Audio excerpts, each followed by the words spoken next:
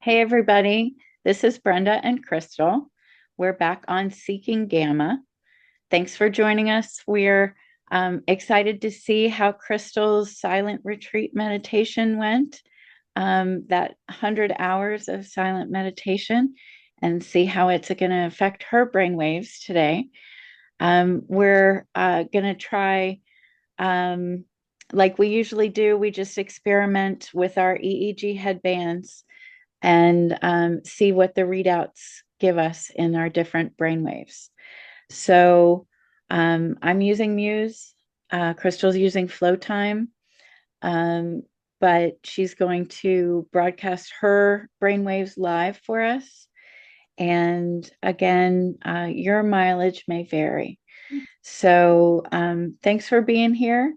It's for entertainment purposes only. And of course, check with your doctor before starting any new practice.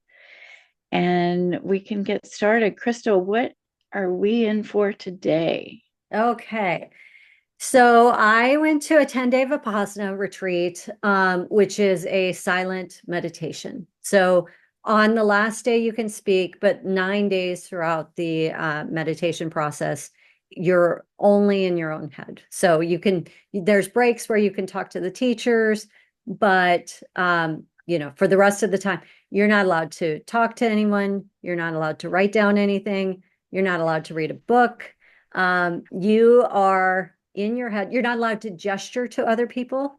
So you can't even be like, hey, excuse me, right? Like it's noble silence. Um, Wow, so that's what so I incredible. learned some fascinating things about meditation, all right? And so basically, this is the pure form of what Buddha, Gautama the Buddha, the original Buddha, the OG of Buddhas, or the most famous Buddha, um, is. So he discovered this 2,500 years ago, right? So he is a prince in a palace, dedicated to meditation, learned from all of the gurus, all of the meditation at that time, because meditation was a huge deal in India. And, just wasn't satisfied that he was getting deep enough. So he was actually questioning his teachers, right? Which I thought was really fascinating from just a philosophical perspective, because a lot of us just take what we learn and then it's like, okay, this is the facts. And he took it a level deeper and said, no, I think that there's more to this. And that's how he Awesome. became the Buddha.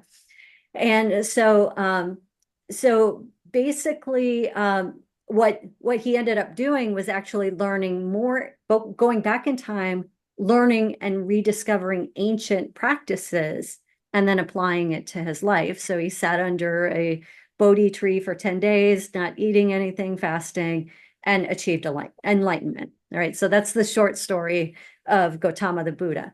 And the other thing I love about Buddha is that, you know, what he says is that anyone can become Buddha, right? They have five universal truths, don't hurt other people, don't hurt other living things, right? Good. Don't lie, don't steal. I can't remember the other two offhand, but basically be a good person, be of service to other people, right? So he didn't Nice. reserve the title Buddha for himself. He said, there have been many Buddhas before me, there will be many Buddhas after me. And so I thought that was just really a beautiful sentiment, because we've got so many like religions where it's like, okay, this is the king and nobody can question his teachings. And Buddha became the Buddha because he questioned his teacher's teachings, right? So I just Beautiful. the rebel in me just love that sentiment, right? That we can always go deeper and we can always learn Yep. more.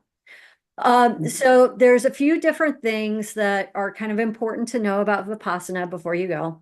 So the first piece is they work on a donation basis. So that's a benefit to you as a participant, because you pay what you can afford, right? So a lot of their actual properties where they hold these where they create these retreat centers are donated by people after they pass away, right? So they Nice.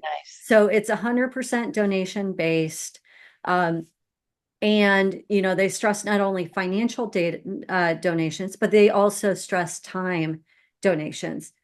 Basically they're saying, hey, we would rather have your time than your money. Your time is more important than money to us. The place that I went to had construction projects going on, so money was important to them. But if you don't have the money, you can go there and you can pay it forward later, which I thought was really a beautiful That sentence. is cool. Yeah. The second, oh, so the other piece, I went to the location at Lava Falls in Idaho. What I heard from other students there is what happens sometimes at these retreats is they don't get enough servers to help facilitate the course. And so they've actually canceled courses because they didn't have enough servers available. So like So before, if you end up like booking a retreat, make sure, and you need to book airfare or hotel, make sure that make sure that it's not going to be canceled. So, great idea. yeah.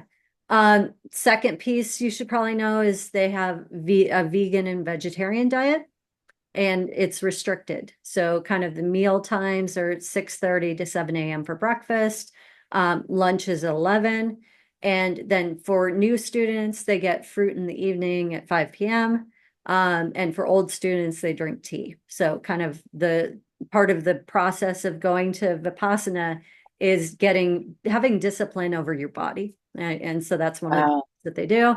Um, Restricted meals and yes. mealtime, Yes. right? Yeah. So if That you're not used to fasting, right. that's going to be a thing. Difficult, Yeah. right? Yeah. So Dave Asprey's book on Fast This Way, excellent resource if you want to learn how to fast. He's got a lot of stories and techniques on how to do that. Um, the third piece is the meditation schedule starts at 4 a.m. and ends at 9 p.m. So it is Okay. an entire day of meditation. They give you I can't breaks. imagine 4 a.m. Really?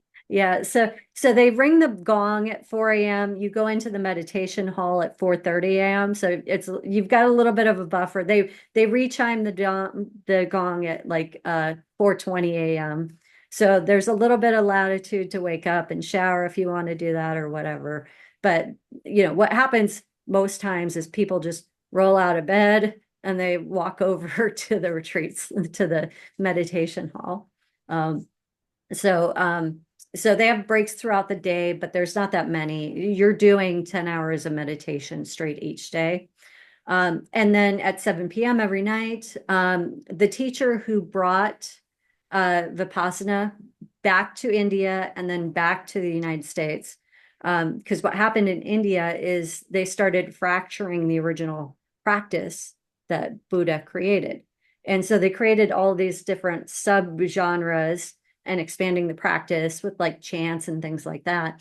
And so in Burma, where Goenka, who is the teacher of this practice, was born, they had actually preserved the original practice for 2,500 years. So this is the pure Buddha practice because their philosophy was that they would, that, hey, this came from the Buddha and we're going to preserve it.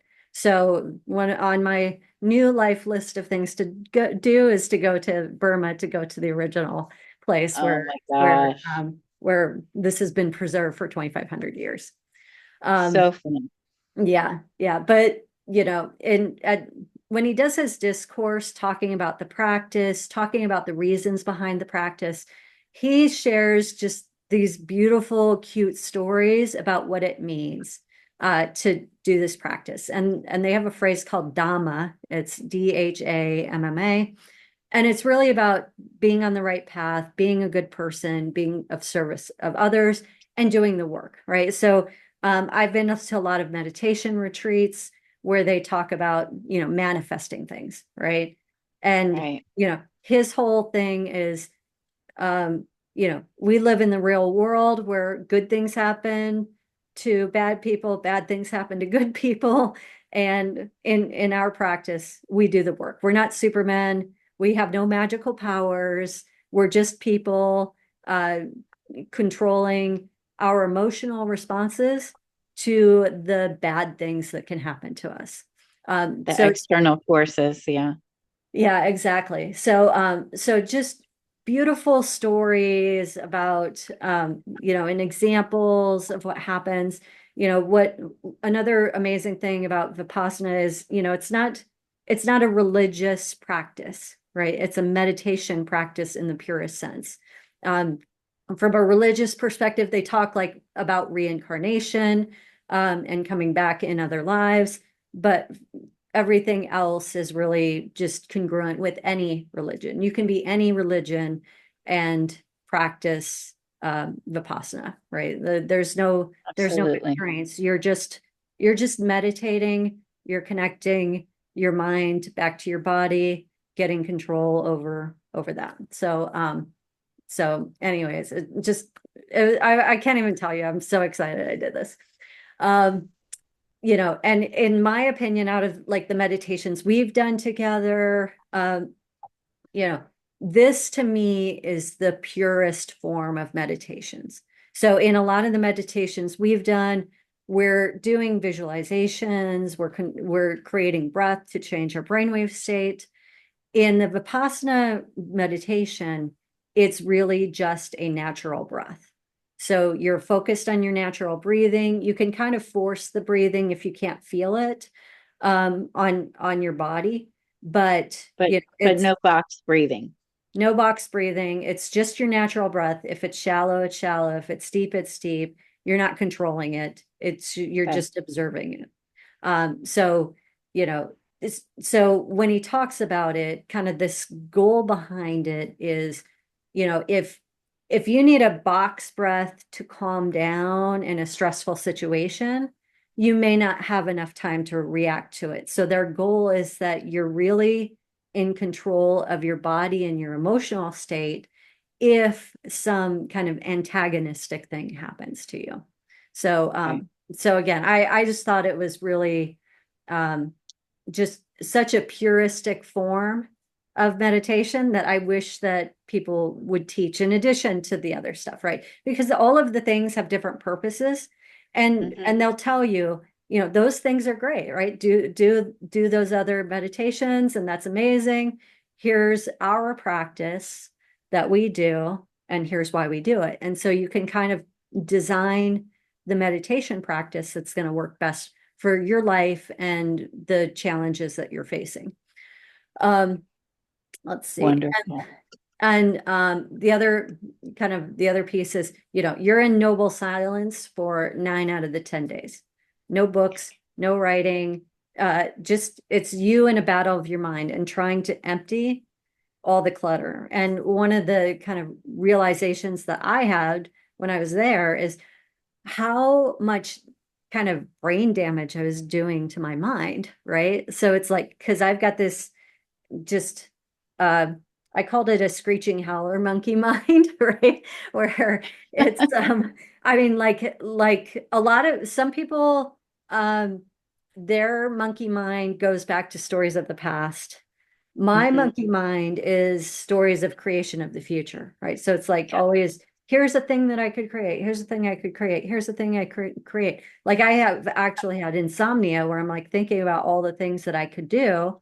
Um, and then in the morning, I haven't slept and I have no energy to create anything, To right? do Like, all those things, all those yeah, brilliant ideas you had. right. And so, Yeah. so it was, so for me, I'd get an insight of something that I can do when I get home. And then I'm like, okay, thank you. Shh. Right. So Right. 10 days of me telling my brain to shh. And I will tell you it's not shushed, but it's getting better. You seem so much calmer, Yeah. more calm than when you left. Yeah. I'm not surprised. I can't wait to see what your numbers are. Yeah, Um, it was surprising, so I'm excited to show you the results. But anyways, we're going to talk to about the meditations. So there's two primary techniques of Vipassana. We're just going to do one of the techniques today. So the first technique that we're going to do tonight is called Anapana. And this is, the practice of using your breath without controlling it. So just your natural breath. Um, and the goal is to develop kind of focus, discipline, and mindfulness. Um, and they and basically this is like the first 3 days of our retreat. The second technique is Vipassana, which is observing sensations through the body. When you do 100 hours of meditation, I will tell you your body hurts. It's in a lot of pain. Wow. That's but that's actually the goal of Vipassana, is that as you observe the pain without being without being attached to the pain objectively, right? So you're Mhm. observing the pain objectively, then it's purifying your mind, right? So if you think about like the mind body connection, you know, I if if you've had some sort of trauma in your life and you think about it, you feel it in your body, right? And so that's kind of this mind body connection, which is, things that happen in your mind get stored in your body. And by observing it, you can actually release it. And then once you start observing it, you notice that the sensation goes away after a while. It may take a few minutes, but eventually your body gets bored with you looking at it, and then it goes away, right? So It's that Body Remembers book, right? There's a book called The Body Remembers about trauma and PTSD and how it gets yeah, stored yeah, in your muscle memory or your yeah. cellular memory. Well, my first husband used to tickle me like all the time, and I hate being tickled. Oh So no. so I have like this bodily trauma if somebody touches me like right on underneath my stomach, underneath my ribs. So my husband now, like he's very he's just touching me and I like jump. And so we have that memory that's stored in our bodies, and depending on kind of the types of scenarios that you've encountered. One of the biggest thing that I wish I had known before I went to the retreat, because I wasn't expecting the amount of pain that I was in. And so kind of the first day I go and I get the king of cushions, right? It's like this 4-inch foam cushion that is just luxurious, right? Like Like, memory oh, foam. it's totally memory foam. I'm like, oh my God, I love this thing. And then I'm sitting on the cushion and I'm like, man, my back is hurting. So I go and they have these things called a back jack, which is like a seat you prop up and you're Yeah. leaning up against it, right? Well, I'm sitting in the back jack, leaning back, sitting on my couch cushion, right? And like the back jack is digging into my back, right? And I'm like, wow, this sucks. So then I get a pillow, right? And I put that against the back jack. So I get the pillow, put it against the back jack, and it's better, but I can still feel the metal of the back jack through that pillow. So then I get a second pillow, right? Oh my gosh. And so, Layer upon layer of yeah, so it's you're like the just princess and the pea, right? It's like yeah. I cannot sit because I can feel all of the stuff. Well, my posture is so bad. I'm sitting like I'm sitting at home on the couch watching TV, right? Mm. Um, and what, and like I was just having these razor blades of pain down my back. It's really um, painful. Well, And so, after 50 hours, 5 days of 10 hours, it's you're gonna feel it. yes. And any additional layer that you put in is maybe adjusting you in another different way. So Yeah. So, so finally on the fifth day, I kind of figure out what we're doing. Like the whole exercise is building the discipline between your mind and your body, right? And this pain serves a purpose. And so I'm like, well, I said, if I'm going to be in pain, I'm going to learn how to sit correctly. Right? I'm like, the Buddha would have wanted me to sit correctly in my meditation. So I'm like, okay, I'm going to go learn how to sit correctly. And so I go to the teachers and I'm like, hey, I would like to learn how to sit correctly. they basically tell me, try the Get rid different of all the, get try rid of all try this. try the different cushions. Some people, keep your back up straight. And what I noticed was that my shoulders naturally prop up. And so like without me even thinking about it, they Right. just shift up. Um, Mhm. and then I've constantly had, like throughout my life, I have in between my shoulder blades, it's like crunchy with like scar Mm, tissue. And that's mm. been there for 30 years. And so between kind of my back, like scar tissue and these shoulders, it was just so once I started sitting correctly, right? So I ended up putting on my cushion. I put on another like kind of a uh buck seed cushion on top of that, Oh, okay. kind of created a little chair so my legs were kind of connected to the ground. I wasn't doing cross-legged because my legs would fall asleep and they would hurt, right? So I ended up kind of sitting up straight. And so in the meditation, I was just focusing on getting my body posture correct, like popping the back of my spine, the kind of the lower lumbar of the spine. So it's kind of curved in a little bit, pulling down my shoulders, and making sure that I had a good technique on that. And so once I started sitting properly, leg and pains in my legs totally went away. Um, Oh, nice. and I was like, wow, I wish I had known this on day one, because then I could have just worked on my posture the entire time. And I'll tell you um, you know, by day 6, pain was tolerable and manageable. By day 8, I had some pain in my back, but it was not that big of a deal. And kind of the goal is to be okay with pain, but I'm like, Yeah. Buddha doesn't want you to sit in bad postures and create pain in your body. So I'm not going to go sit in bad ways to create pain. And days 9 and 10, I had like no pain. The pain, they call it a Awesome. sankhara.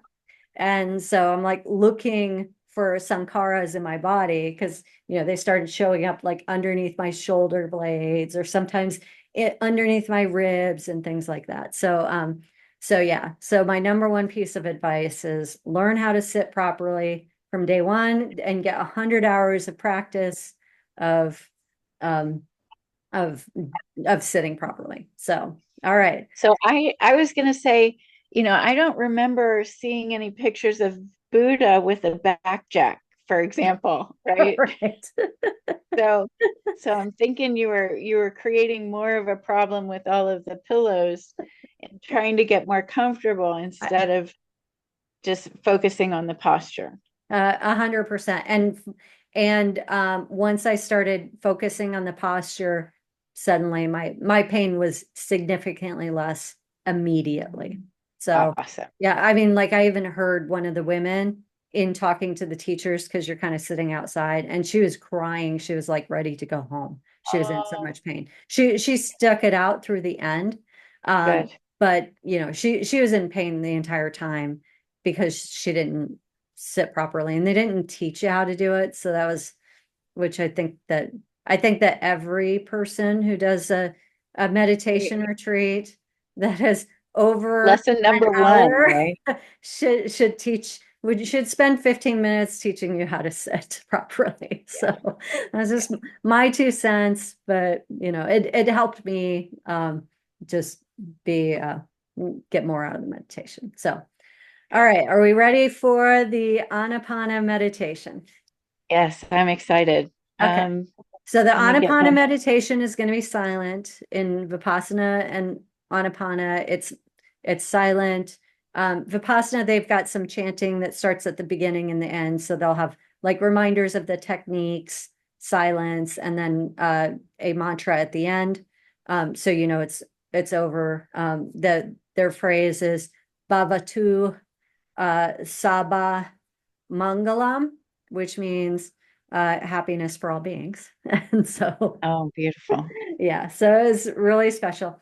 So the Anapana that we're going to do is it's you're using your natural breath and you're really focused on the space around your nose. All right, so you want to feel your breath around the nose, natural breathing, sit up straight, silent. Just down here. Yes, yes. So it's kind of this triangle area underneath your nose. Okay, got it. And then if you can't feel your breath, it's okay to take like a hard breath so you can feel it come out and Okay, kind of get sensitivity to that area. So so they teach that. They just don't want you manipulating your kind of meditation with breath. So all okay. right. Are we ready? Yeah, let me get my session going so I record all of my brain waves. Okay. Oh, mine kicked out on me. Hang on, I gotta turn it Let's see if back on. mine Get the mine has light going. skipped out on me.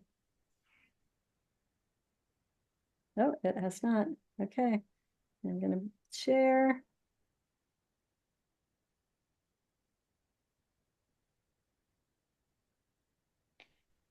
Right, I'm ready. All right, let me get this live streaming. Share.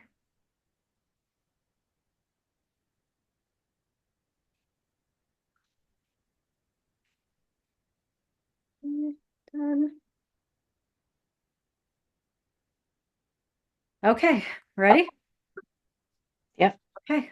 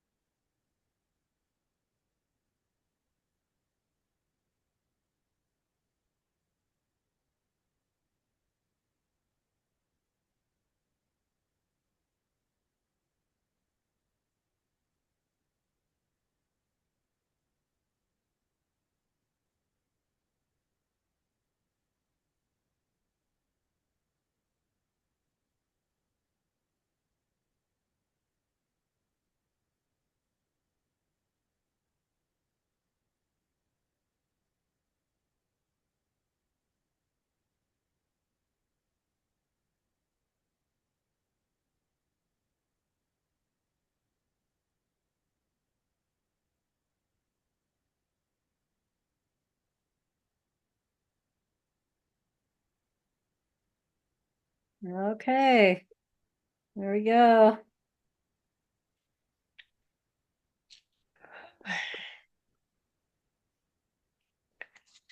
That was hard. That I was Uh, surprised how hard that was. Oh my gosh. I had a hair tickling my nose over here, and I was like, "Oh, maybe I can use that. Maybe I can use that to focus my awareness in this area." oh shit. Right? It stopped recording, I think. Well, no, hold on. It's still recording. Never mind. Okay, we're good. Sorry, We're good. I was concerned there for a sec. No worries. Yeah. So many things. Um, so I was able to tolerate the pain, right? Or the annoyance, Hmm. right? Yeah. But it was so hard. And then it would bring my awareness back to this area under my nose, Uh, actually over on this side, but yeah, I think the hair is still there. Um, so then it was, I had trouble because when you're focusing on an area, I try when I meditate, I try to focus my eyes up here, but mhm. when I'm focusing down here, I noticed my eyes would go to this area. Uh, So so that was hard to kind of separate the focus of where my eyes were from the feeling in my body. mhm, So so that was another little twist there. mhm. Um, and it didn't take long for me to get uncomfortable in my seat at all. Oh my gosh, I can't imagine hours and hours and hours. That was 30 minutes, right? That was 30 minutes. That's all right. So, Oh my gosh, that was crazy. yeah. So, how was yours? Mine was good. I actually fell asleep a little bit. I like felt Yeah, myself like sit back and then wake up. Um, so but yeah, the brainwave state, I'm excited to show you the results. Um, but what I wanted to show you first was actually my roommate's results, because okay. she had pretty profound results. And so my roommate's name was Snigda. And so she only did like a 3-minute meditation before, and then she did a 2-minute meditation afterwards because they had to leave. Um, but basically, this was her brainwaves before, right? So she just did a 3-minute meditation. You can see kind of the state of the brainwaves. She's not super chatty, but ours are going to have more lines because our time is longer, right? So you've got to Right. take that into account with this chart, right? We're not comparing the same time frame, which is really important when you're looking at data. Um, Mhm. but so these were her brainwaves, mostly in beta, pretty decent alpha, good theta. And gamma was at 9%, and then delta was at 6%. No flow, no coherence. After the retreat, she did a 2-minute meditation in the lunchroom. So the first one was in our room, right? So it's relatively quiet and silent. The next one in the lunchroom, we're sitting there talking about her as she's doing the meditation. So totally distracting environment. And look at the difference in her brain waves, how smooth that is, right? For two Wow. minutes, right? So, her gamma is a little bit higher, beta's a little bit higher. Alpha's about the same, theta's about the same, delta's about the same. But if you look at her like flow time, Coherence. right? So her flow Yeah, time, she was in flow for 38%. So it took her a minute to get into kind of a flow state. And her coherence was 66%, right? amazing. Yeah. So when I saw hers, I was like, that's what I was expecting for me. And what do you always say, Brenda? Your mileage may vary, Your right? mileage may vary. That's Yeah. right. Yeah.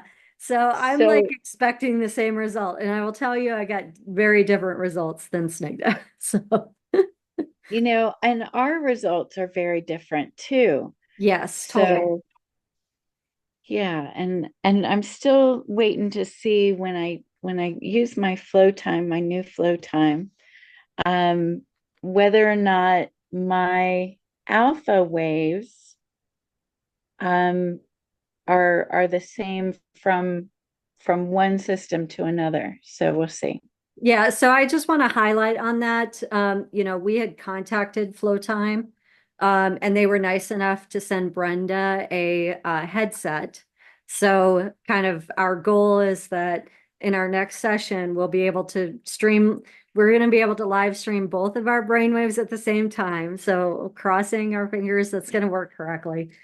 So we can Side kind of by measure, side. yeah, side by side. So Yeah, we're going to that'll work be on figuring that out, but it's going to be fun. So, all right. So that was Snigda's. So this was like the baseline of what I was expecting, right? fun. And so Uh-huh.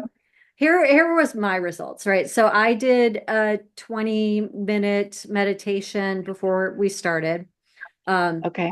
and so, a reasonably high gamma percentage. Beta was a little lower than where I sit. I'm normally around 40%.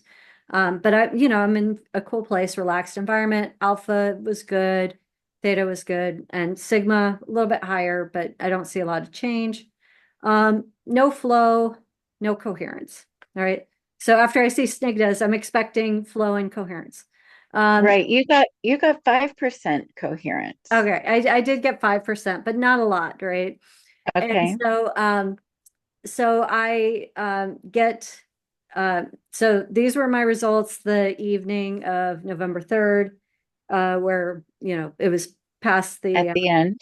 uh, well, it was I had already been settled in my hotel and all that stuff. And Okay. so you see, like my beta is still super high, right? Mm-hmm. Like higher than normal. So that was weird. And Yeah. I mean, I'm always kind of distracted, but not super distracted. So it was really shocking to me to see that number go up. Um, Mm-hmm. Gamma was higher than kind of average. And I Right. also want to call out that, there's no breath manipulation on this where we're getting Right. into gamma using the breath, right? So for me, having a gamma at 15% without leveraging breath to alter the state was like really a good number. Mm-hmm. Alpha was 19%, which is about where it normally is, theta 16%, and delta at 4%. So that's a little bit lower than what I normally see. 1 minute of flow time, 5% coherence, right? Um, Mm-hmm. so I've got some other data in here. So uh, this one was yesterday. So this was at 5:15 p.m. Okay. So again, so part of the thing is like, you can, once you leave, they recommend to do this twice a day, right? So do it in the morning, do it in the evening, kind of whatever fits with your life, but spend 2 hours a day meditating. And I've been very diligent about doing that. Oh, And wow. so yesterday at 5:15 p.m., you see, like beta is still super high, right? Yeah. But you see kind of the smoothness in the chart, Yeah. right? My alpha is higher than it normally is. So this is a lot higher spike in alpha. Um, Mm-hmm.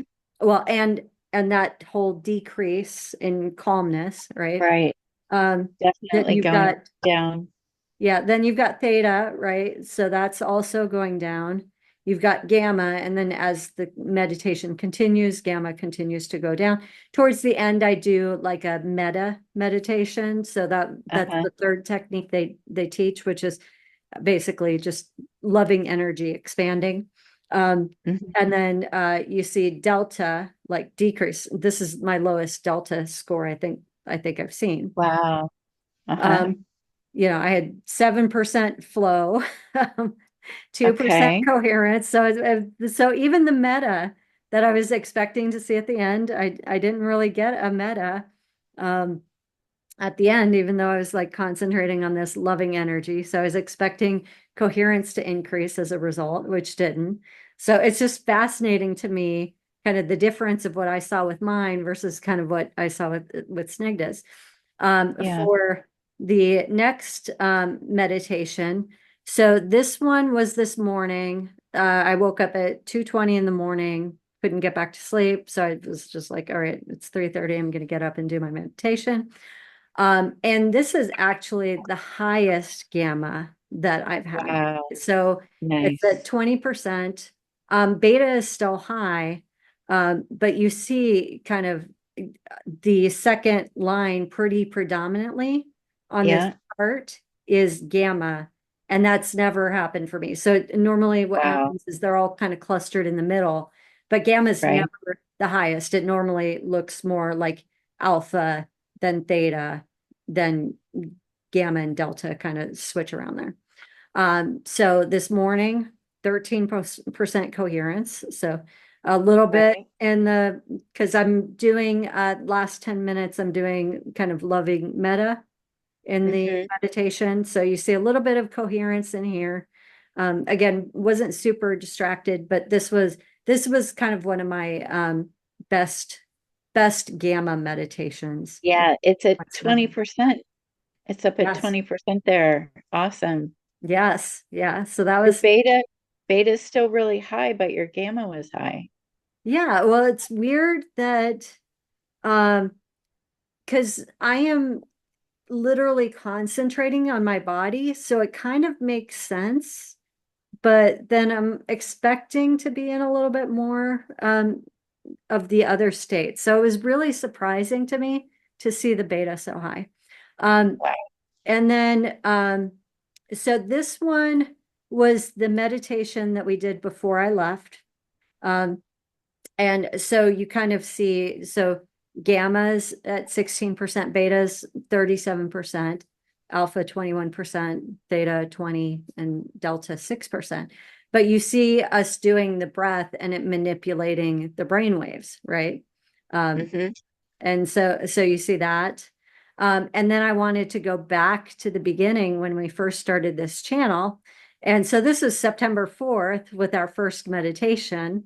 Um, and so you kind of see us manipulating the brainwave states with the breath, right? Mm-hmm.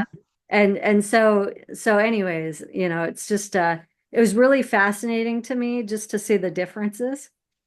Right. We have the with the breath and without the breath, right? So without the breath is on the left, with the breath is on the right at the bottom.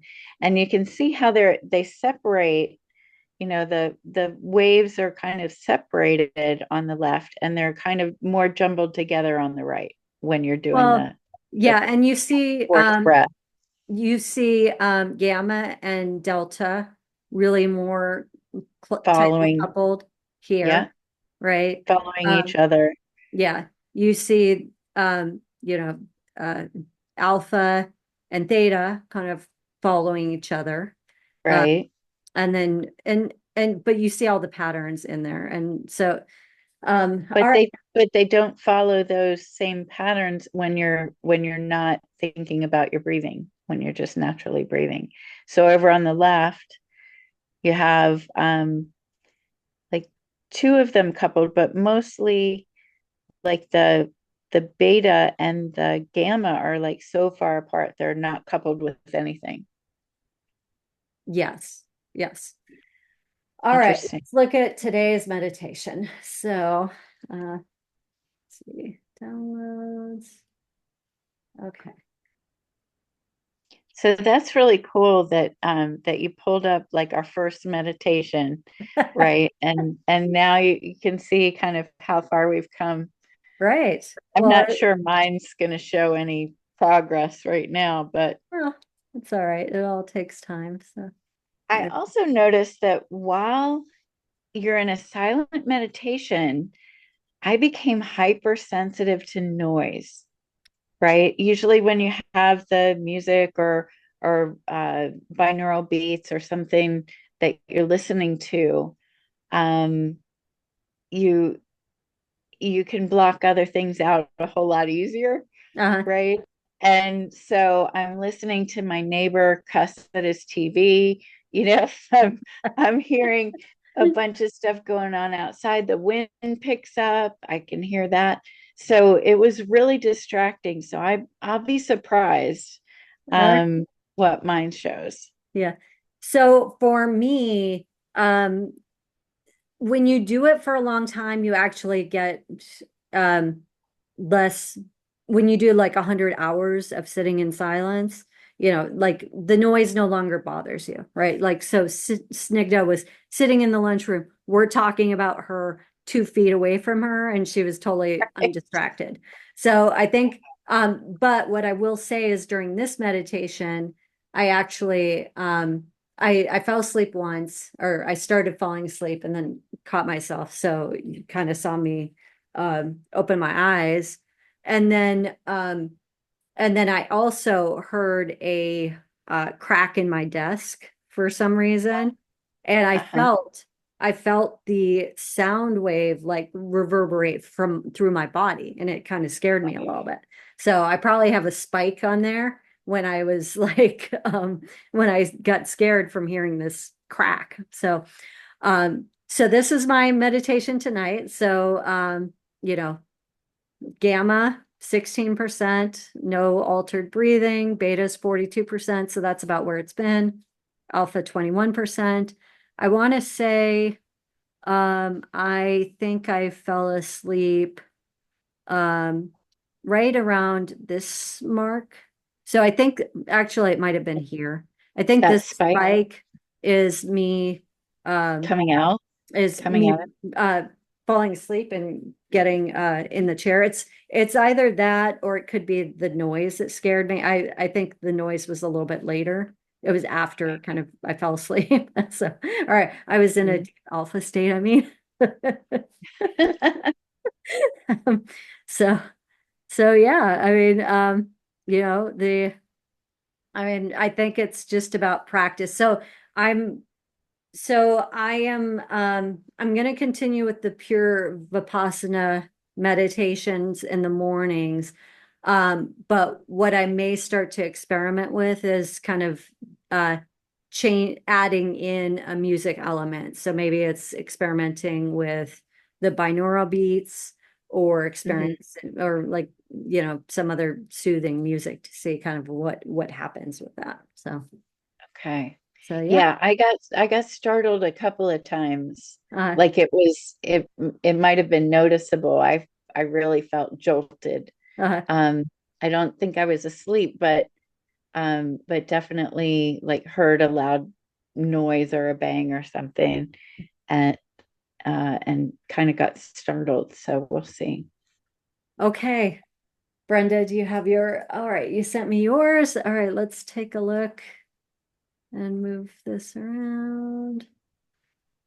All right.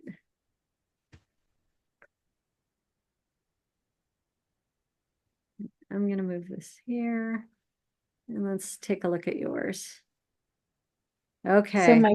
my two recoveries were at the end, at the very end. So I had some pretty good meditation time uh, with a lot of birds.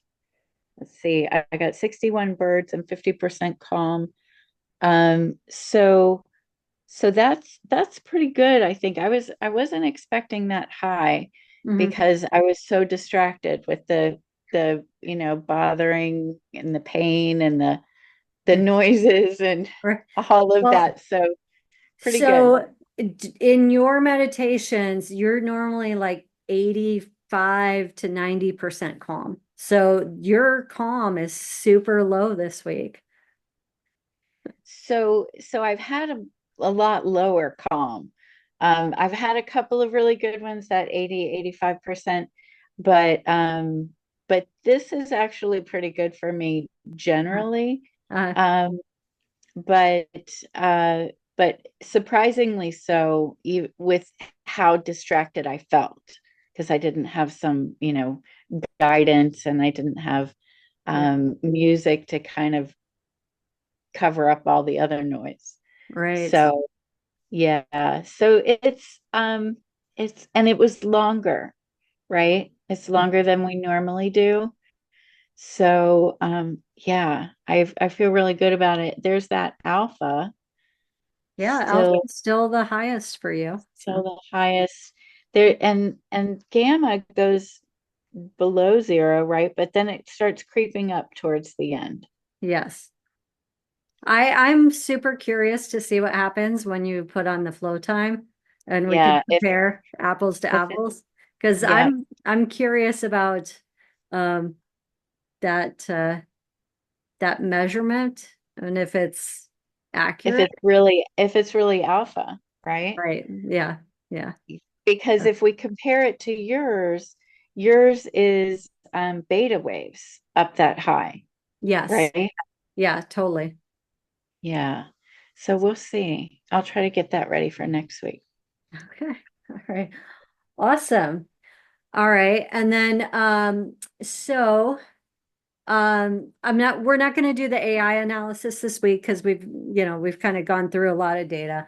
One Yeah. of the things that is happening next week in Phoenix, Yeah. is our Brenda is coming out to see me and she's going to stay in my beautiful office. So, It's going to be great. I can't wait. We're also going to be doing a class, our landing retreat. So on the weekend. So that's going to be great. That's with our friend Michelin. This is how we met actually in Hawaii, but we're going to be doing a retreat in Phoenix with yeah. Crystal. Yeah. So, Yeah, so this is the Temple of Being with two E's, so Temple of Being. And so if you're interested in signing up, it is a paid retreat. But I'm based in Phoenix. She's doing it at two different locations. So she's doing it November 16th and the 17th. We're going to do it at my home. And then in California, she's going to be doing it November 30th through December 1st. And you can kind of see the training. It does cost $600. And it's a different technique than Vipassana. We'll have Michelin on next week to talk about the landing and all of that stuff because we're all going to be here together. So that's going to be exciting. Brenda, do you want to share kind of a little bit of a summary of your landing experience, just so people have some context of what you got out of it? sure. So, the first I met Michelin in Hawaii on a different trip, but when she said she was doing a retreat, uh, used to be called the 15th step, uh, but is now the landing. Same process. It's a self hypnosis technique, and it's amazing for healing. Right? It's about um, divine teaching and divine healing. So once you learn the technique, you're able to access that supernatural healing, is what I would consider it to be, where I had instant results. I would call it instant, even though it was the next morning, right? I woke up the next morning um, without a headache, which was big for me. I had been experiencing headaches during my sleep and when I wake up, uh, sometimes before I even go to bed. So to wake up and not have been woken up during the night with a headache, and to not have a headache when I'm waking up in the morning was phenomenal for me. So that was amazing.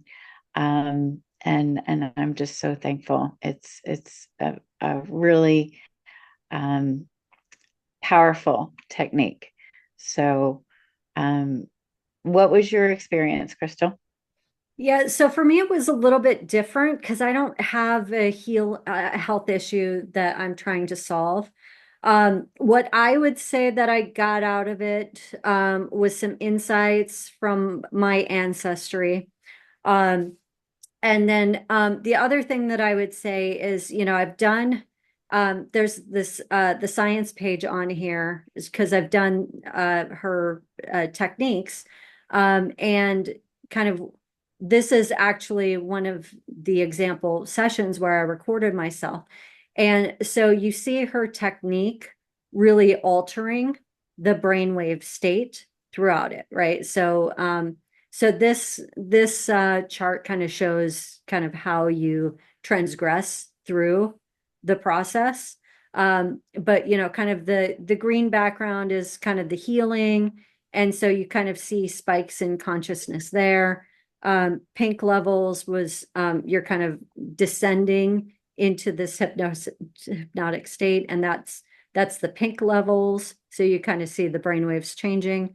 I put this into Excel versus using the flow time. I had exported the data from flow time into Excel, so that's why it's a little bit different than what we normally see.